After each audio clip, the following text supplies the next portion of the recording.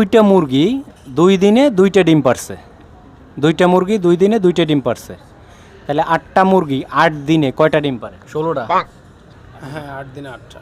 একটা মুরগি দুটা মুরগি একদিনে 2টা ডিম পারছে, 2 দিনে 2টা ডিম পারছে, 2টা মুরগি।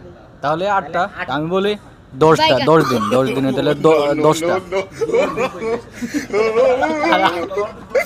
8 দিনে তাহলে 10টা ডিম পারছে। একটু চিন্তা ভাবনা করে দেখেন, আর একটু চান্স দিলাম আপনার। 8টা মুরগি 8 দিনে একটাও ডিম। আপনিও 8টা ঘুরে ঘুরে ওনাদের দলে আইছেন। ওনাদের উত্তর 100% ভুল।